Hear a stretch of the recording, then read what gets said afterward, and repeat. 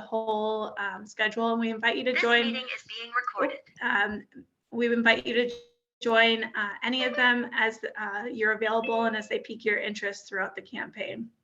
Partners in Giving celebrates 50 years this year, and I want to first start by just saying thank you to all of you who have contributed, whether it be through volunteerism as chairs and coordinators throughout the campaign, or through your generous gifts as well.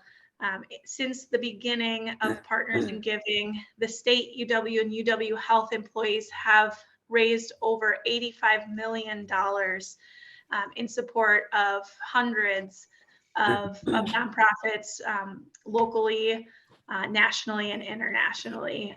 So I want to really express our gratitude to all of you who have given in the past and been a part of that 50-year history. And I also want to give a special thank you to all of you who maybe this is your first year participating in the Partners in Giving campaign. We really appreciate you kind of carrying on the legacy of Partners in Giving into the next 50 years as well. So each time we have one of these lunch and learns, we'll have a theme. And for today's theme, we are learning a little bit about housing and shelter support. There are many, many charities within the Partners in Giving campaign that support individuals and families on their pathways to stability when it comes to housing and shelter. And today we will hear from an organization that promotes positive relationships between rental housing consumers and providers in Dane County, in the Dane County community. So I know I'm eager to learn more about this issue, and we are joined by Robin Serrano, and correct me if I pronounce your name incorrectly, from the Tenant Resource Center, who's part of the Community Shares umbrella group in the Partners in Giving campaign. So I will hand it over to Robin. Thanks for joining us. Hey, thanks so much. I thought Community Shares was also going to do some speaking. Oh. And I'm not sure Yes, what order I see that they're here. Sorry, that's my mistake. Yes. No okay. worries. Yep, I'm Kiwana Pollard. I am the Community Shares campaign manager. I do have a video that Sherry wanted me to show on her behalf. If you can just give me screen sharing capability. Yes, we can do I that. can share that short video. Thank you, You should Robin. be good to go. Okay, one moment. I don't want to steal your thunder.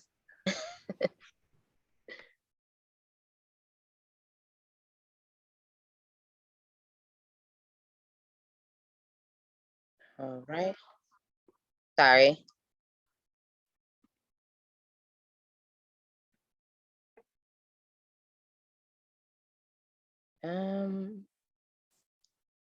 It kind of gets weird when you're doing it full screen. So let me.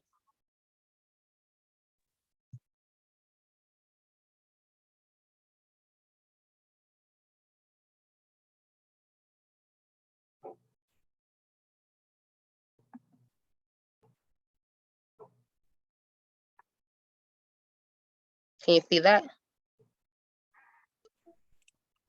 Yes. Can you hear it? No. Okay. Sorry about that.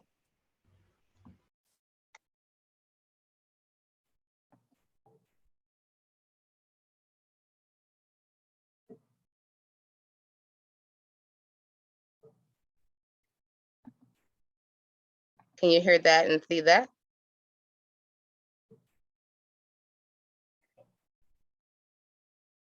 It's not playing, so I'm not sure if we can hear it, or maybe it's frozen.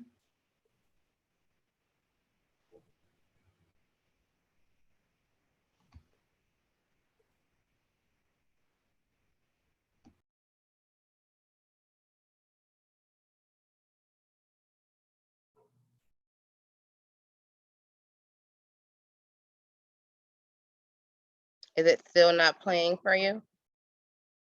It's playing, but we don't have the audio. Yeah, let me see if I can do something about the audio. Is it okay if I ping it to you and you try to share it from your Sure, end? that would be great. Because I know that the audio messes up sometimes when you're trying to show a video over share screen share.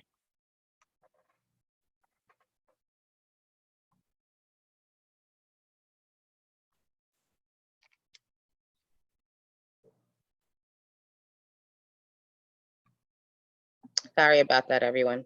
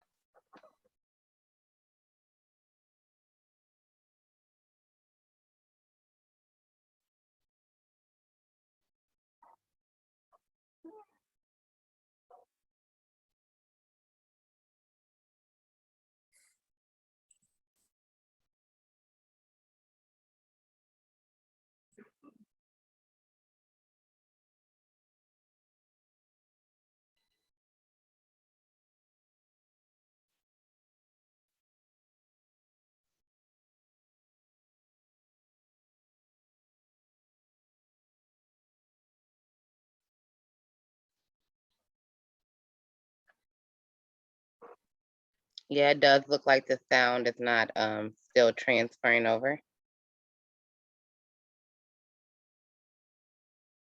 But what Sherry is going on to say in the video, along with the nice pictures, is that we are Community Shares of Wisconsin. We have 70 smaller nonprofits that work under our umbrella. And we have 6 different categories on where our nonprofit works on. And Tenant Resources and Robin is from the fostering neighborhoods and civic housing. I might have said that wrong because I don't have the PowerPoint in front of me, but she's just stating that we raise money for the smaller nonprofits, and our nonprofits conjoin together and sit on boards, and it creates a different environment for the nonprofits when they're collaborating with each other.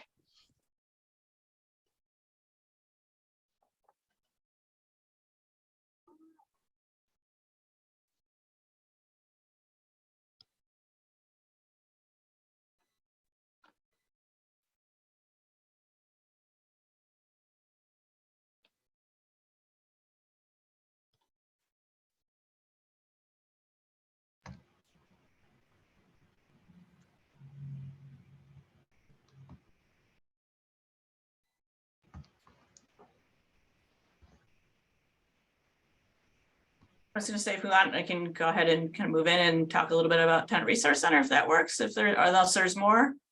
I just tried to sum it all up just because we couldn't get the technology to work. No worries. So yeah, I was gonna say give it a shot. I'm sorry about that, guys. My apologies. And we can put the video in the chat. So if anyone wants to watch it later, it will hopefully work on your own Yes, screen. and you can also find it under our workplace giving page on our website. There's links to resources and videos and PowerPoints as well.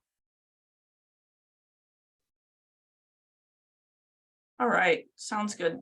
So we have a little presentation to talk about our services. I'll kind of roll through those with folks in case people aren't familiar with the Tenant Resource Center, and kind of quick background for myself. I'm the executive director here. I've been here for about the last 3 years. Tenant Resource Center has been around for nearly 50 years now, and was formed in the late 1960s, early 70s as an all volunteer project, and became a nonprofit in 1980. And And the way we came together was at that time, the housing crisis started, which I think a lot of people don't realize in Dane County, that it's been ongoing for quite a long time and obviously exacerbated by the pandemic. But the way we came together, where there were 3 tenants unions, the Madison Tenant Union, the Black Student Union, and one other tenant union in Dane County, and kind of realized that, hey, there's a lot of information out there that renters don't know about, and that landlords don't know about, as far as what their rights are and what their responsibilities are around renting in Dane County. And already thinking then about, there was a housing shortage, particularly affordable housing. And that was a time, obviously, in our history that there was a lot of organizing happening. So that's how they initially started. We have a lot of cool history to that. Notebooks written between volunteers and things they were doing in education and different pieces, till they got built up to the point where we are now. So that said, I'm going to share screen, and we'll go through these pieces. So our main kind of, like I said, we started off as basically a rental rights and responsibilities education group, and then really largely moved into a housing prevention services. And we do a lot of work in the eviction court here of helping folks navigate that process and how to do that safely. So this year, we actually went through a pretty large strategic planning process, actually over about the last year and a half, and kind of updated our pieces, our mission and vision. As always, we are seeking housing justice for all, and those can be loaded terms at times. Like I said, we work to advocate for housing justice and thriving communities by providing that education and centering our community partnerships. We try to be really careful and think about knowing the information that we give people. There's a difference between choice and decisions. Oftentimes, particularly those that are most vulnerable and most impacted by housing instability, they have tough decisions to make. And, in order to do that, we try to make sure that they're fully informed. There's not a lot of choice in housing when you're facing some of those barriers, particularly around income and particularly around needing larger units and different pieces like that. So housing counseling services, that's kind of the, I think, magic that Tenant Resource is. We have that piece that no one else has, and truly that knowledge is power around what Wisconsin law says, what protections there are, what fair housing law says. And we've existed for many decades now of being a walk-in service, as well as an out in the community education service of providing the information about rental rights to tenants and landlords, service providers, pretty much anybody who has a question or wants to know about those pieces. And kind of with that whole goal of just empowering folks to be able to make those decisions. We do provide housing law seminars. An interesting thing about housing law is very few law schools have any sort of housing classes. So when attorneys come out and they want to do like defense work, working with tenants around eviction, typically they go through our law seminar series to understand what Wisconsin law says about it. And we've kind of branched out this past year and contracted with the law school, and we now pay them to put on actually some classes for law students, which may seem kind of preposterous that there is no legal program for folks who want to learn how to become tenant or landlord attorneys. We do run a lot of kind of mitigation services. One of those is our mediation services. So we're able to do dispute resolution upstream and at court. And again, we've been at eviction court for about the last 25 years. So we try to provide these services, again, that are all kind of free of charge to folks to try to, how do we come to an agreement where it benefits both the tenant and the landlord, that we can do those pieces, identify solutions, and make sure folks understand how those pieces work within the process and the law. We have, for about the past 5 years now, served as the hub for Dane County's prevention coordinated entry. This is a piece that I think is always in progress. This came out of a HUD requirement for a lot of the prevention funds and homeless services funds that our community has. We are required to basically have one point of entry for folks who need access to those funds. So basically, a screening was developed by our Homeless Services Consortium here. We're responsible for administering that screening. And similar to the housing priority list, there's a priority list for folks who need prevention funds and prevention services. A big one that folks always want to know about is financial assistance. Obviously, throughout the pandemic, we've seen a large kind of flush of funds related to housing services, which has been something I'm sure we will never see again in our community. And I certainly hope we never see the pandemic again. But those pieces around rental assistance, security deposit, storage, moving, and utilities has really been, truly a lifesaver, right? Housing does directly impact people's lives. So Tenant Resource Center was contracted early on by the county. We dispersed about $10 million in the first 12 weeks of the pandemic when those funds started to come in, and developed the program that now is Dane Core. We've moved out of that program back into kind of our realm of providing people directly in eviction court and at high risk of eviction with services. And we now have partners within that Dane Core program of Urban Triage and Community Action Coalition, who are now facilitating those larger rental assistance portions. We do have case management here. Again, one of the big pieces with housing navigation, and so many people do that. Currently, we have housing navigation provided through Catholic Charities that's funded by the county, but TRC also is responsible for housing navigation for anyone who's court involved. So helping folks locate housing, secure that housing, our court navigation services. Court is continuing to operate mostly by Zoom unless there are trials. So evictions first have a hearing in front of a commissioner. Those are operating by Zoom, and obviously folks have issue getting into Zoom because tech issues are never a shortage, right? So we help folks navigate that, whether they don't have minutes on their phone to attend Zoom or whether they don't know how to do that. Basically, our offices now serve as kind of an adjunct to the courthouse, where on Tuesdays, when it's the main day in Dane County that eviction hearings happen, folks are in the TRC offices. We're helping them get into their court appearances, helping them with transportation, file documents they need to have on file, and different pieces like that. The biggest thing that we launched this past year is our Eviction Diversion and Defense Partnership. This is kind of, I think, a crown jewel in now that we provide tenants free legal representation. That's a big deal. In the past, maybe 3% of tenants across the country had representation, where now we've been funded to basically operate with some vendors. We have 4 different law firms that we work with where we directly refer cases for representation. So that's a big deal.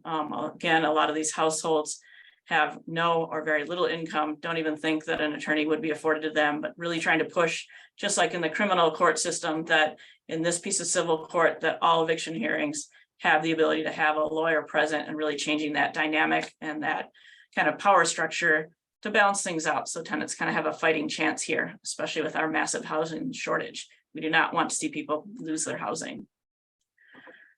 So kind of with that, like I said, they do all these different pieces. Some of the big pieces that folks have are redaction, things that show up, even cases that are dismissed are on CCAP. Those are public knowledge to landlords, which creates a huge barrier for folks. When landlords see that, oftentimes that's of concern, and very, very difficult for people to secure new housing.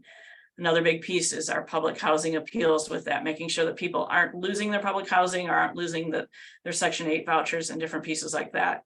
For folks connected to that, those are very, very difficult to regain. Oftentimes you're looking at a decade or more of losing that housing, which means a decade or more of homelessness for a lot of households here. So again, within this larger Eviction Diversion Defense Partnership, we do still facilitate a large amount of financial assistance for people who are court involved or at high risk. And we do have some pieces that aren't available, knowing that those folks are at highest risk of losing their belongings, right? Which has an enormous, not just financial cost, but human cost. When people are put out, we want to make sure that we get their things in storage, we get them to a new unit. If we need to put them up in a hotel for a temporary time, we do that. And we want to make sure that they have assigned case managers to walk them through that, as well as our social workers to help them kind of navigate, some of those systems that are really, really difficult. That is all I have for you guys on our very quick Reader's Digest version of the services. I'm happy to talk more about that, about what we do. I'm happy to answer questions, and always happy to have folks at the office. We are open Monday through Friday right over here on Willie Street, and are happy to come out and do presentations for folks if it's helpful for service providers or kind of tenant groups or landlord groups that people are working with.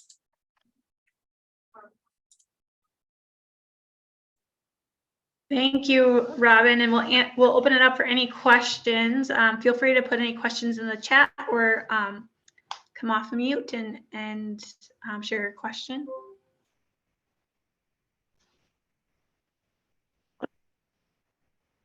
Hi, this is Boyra Kelly. Can you hear me, Robin? I can, yes. Yes. So I just was looking at your website and I saw that there was an office I work at UW-Madison, and I saw there was an office at UW-Madison, but it said it was closed. Is that still the case, or do you know if that opened back up? No, we're actually putting staff back in that office the week after next. We've Oh, been, fantastic. yeah, we're right in ASM there, and we're funded by the UW to provide Okay. those services on campus. Great. That's good to know. Thanks. Absolutely.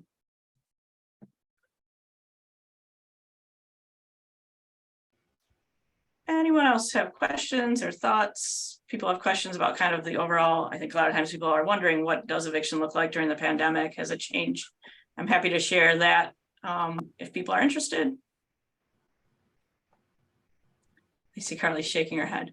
So yeah, you know, in Dane County typically, and we have a pretty large data set around this. We were really able to hold off a lot of those evictions. We had some protections in place right by the governor. The courts closed to a degree around evictions for rent-related things through the pandemic, but not for other activities that were happening. So evictions never stopped through the pandemic.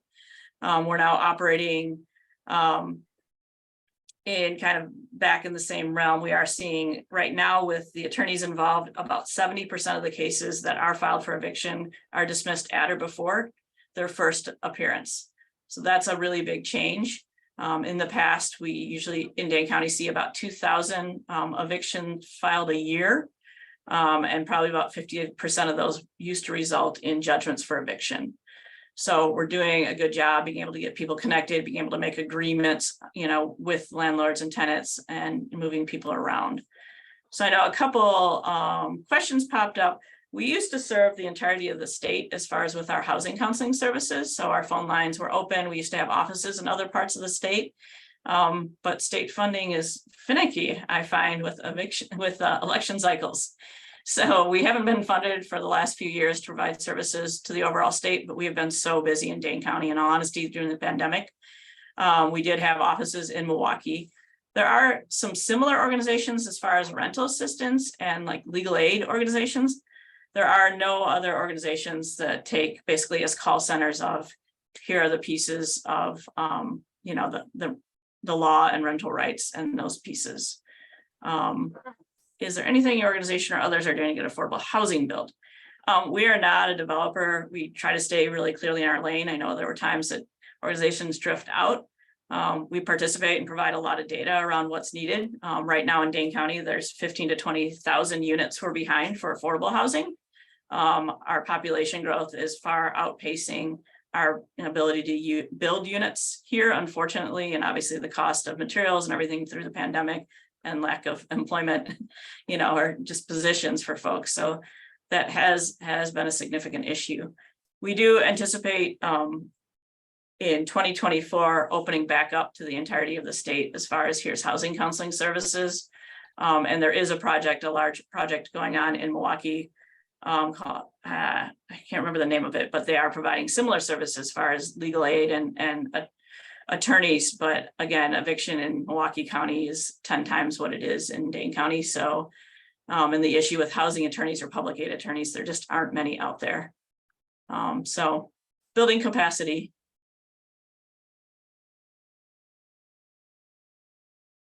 Other pieces that people might have questions. I know we're running close to time. Other things that I can speak to about evictions. Again, largely the rental assistance is holding a lot of those evictions at bay, but we still do continue to see people with, you know, what are called waste or non-rent violations happening, and just really trying to work and support folks around that. It's one of the reasons why we really kind of wanted to be intentional and take best practices and involve social workers to help in kind of those system connect pieces and helping people navigate, you know, whether it's Social Security or other pieces or just medical services, mental health services, to try to help deal with some of those things and build skills and get people into housing that feels safe to them. Well, thank you very, very much, Robin, for sharing more information about Tenant Resource Center. And thank you all for your questions. I know that there is a lot of interest around housing and shelter. And that is definitely an area that the Partners in Giving campaign really encompasses with the charities included. So I encourage you, if this was of interest to you, check out all of the charities that are part of the Partners in Giving campaign who might be working in this space. One great tool is when you're in the online ePledge tool, you can actually use the search function to put in keywords like homelessness or housing, and read about several other charities included in this campaign, in addition to the Tenant Resource Center that you might be interested in. And as we come to a close here with just a couple of minutes left, just want to say thank you all for coming and invite you to join us for future conversations. I'm going to drop a link in the chat, and at the bottom of that page you can find the calendar of upcoming Lunch and Learns. The next one is on October 18th, and it's about disability services. And then we have one on October 25th coming up as well on education. So I just wanted to say one last thank you to Robin, to the Tenant Resource Center, and to Community Shares. We're so glad to have you join today. And thank you all for supporting the Partners in Giving campaign. I will stay on, and I know Tammy's going to be on